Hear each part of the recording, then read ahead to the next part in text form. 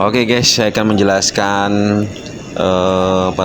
Pertama-tama saya mengucapkan selamat siang buat semua kawan-kawan yang ada di wilayah yang cinta laut.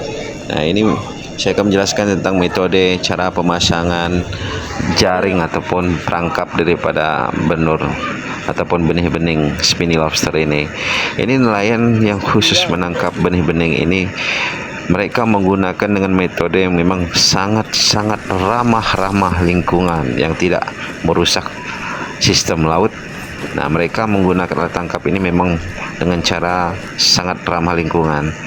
Nah, itu benih lobsternya. Ini wilayah bagian Krui pesisir barat ataupun laut bagian Hindia, laut Hindia, Samudra Hindia bagian barat. Yang saya ingin pertegas di sini, pertama-tama saya ingin menjelaskan bahwasanya sistem nelayan di sini yang rata-rata pencari benur ini memang menggunakan alat tangkap yang memang sangat ramah lingkungan. Itu contoh benur yang mereka tangkap.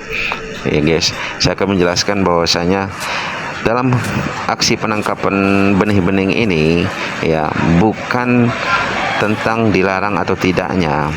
Sebenarnya saya ingin menjelaskan bahwasanya undang-undang daripada Permen 2016, 2020 ya, 2021, 22 itu mengalami suatu perubahan.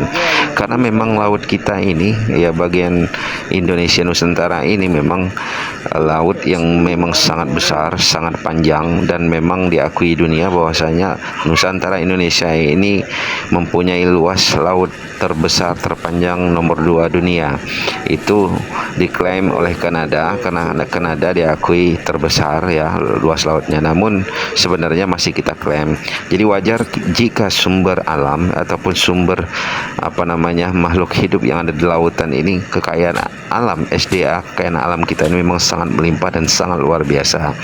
Sayangnya memang sumber daya manusia daripada Indonesia ini memang pas-pasan, yang memang kurang maju ya, apalagi meliputi masalah hukum, pendidikan gitu kan. Saya akan menjelaskan bahwasanya dalam undang-undang permen tersebut sebenarnya masyarakat yang memang pencari ataupun nelayan-nelayan kecil ini yang ramah lingkungan ini mencari benur ataupun bibit lobster ini sebenarnya boleh mereka ambil ini ya, asalkan mereka ini memang mempunyai izin dari dinas-dinas kelautan yang memang dijelaskan dalam undang-undang kementerian tadi ataupun peraturan menteri ini tadi ya, yang dituangkan dalam pasal A dan B tadi, bahwasanya nelayan ini harus terdaftar di Dinas Kelautan. Adapun itu ketika hasil benih ini tadi misalnya ingin dikirim tuh, contoh jenis mutiara, ataupun ingin dikirim misalnya ke bagian wilayah Indonesia yang ada di NTB misalnya, ataupun yang bagian Riau, di sana memang laut khusus, laut bagian timur yang khusus untuk pembudidaya, memang di sana cocok untuk dibudidayakan, karena memang laut yang bagian barat Samudra Hindia ini memang tidak strategis untuk membudidayakan bibit benur ini guys.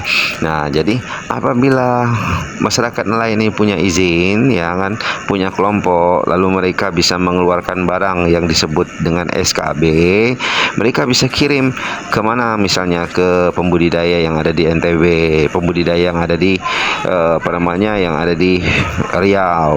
Nah, jika memang kerjasama daripada nelayan-nelayan ini yang di bagian barat ini sudah memenuhi kuota daripada pembudidaya di sana, mereka bisa jual ke yang lain. Contohnya misalnya mereka bisa ekspor ataupun kirim kemanapun mereka bisa, selagi memang tidak mengganggu hak hajat orang banyak ini tadi. Karena memang laut kita ini memang sangat kaya raya, sangat luar biasa, asalkan sebenarnya edukasi daripada penerapan peraturan ataupun hukum yang diatur oleh negara ini memang harus disosialisasikan secara matang ke masyarakat, supaya para mafia-mafia yang bermain di bidang benur ini memang tidak bisa berkutik ya. Mereka yang memang sudah mempunyai kewajiban, misalnya kepolisian, oknum-oknum yang memang bermain di benur, ataupun pihak-pihak TNI yang bermain di pihak benur ini, memang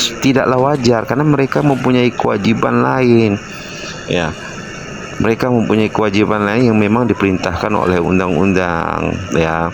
Seharusnya nelayan ini bisa belajar mengedukasi bahwasanya kesejahteraan ya, dalam Undang-Undang Dasar pasal 33 yang diterapkan oleh negara, bahwasanya air, tanah, udara, semua kekayaan itu memang harus dikelola oleh negara. Artinya negara memang harus ikut serta mensejahterakan masyarakat, karena memang itu adalah tugas-tugas daripada Undang-Undang Dasar 45 kita ya guys. Nah, ini saya menjelaskan tentang metode sekaligus hukum-hukum yang berkaitan dengan penangkapan benur ini, supaya masyarakat ini bisa mengetahui bahwasanya permen yang ada di peraturan menteri tersebut ya guys.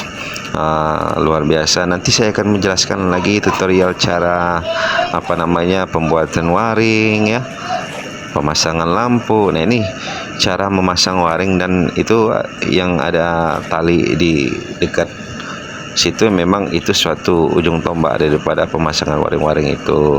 Jadi saya akan menjelaskan lain waktu ya guys. Cukup sekian saja video kita hari ini. Lain waktu saya akan berikan lagi edukasinya. Wassalamualaikum warahmatullahi wabarakatuh.